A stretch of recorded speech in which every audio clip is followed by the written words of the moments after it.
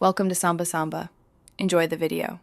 You begin by confirming project compatibility and getting the package. Open Unity, check Unity version and pipeline, built-in versus URP/HDRP matters. Then open Package Manager, find and install the post-processing package or the URP/HDRP post-processing feature.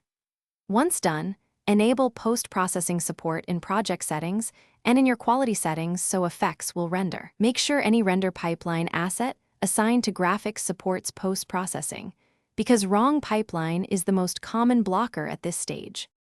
Next, you wire up the scene. Add a post-process layer to your camera and assign it to the same Unity layer used for volumes. Create a post-process volume game object, mark it global or local depending on your needs, and create a new profile asset.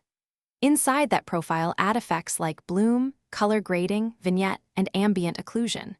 Tweak parameters, threshold, intensity, and blend distance while observing the game view. This is where you iterate visually until the look feels right, balancing performance and quality.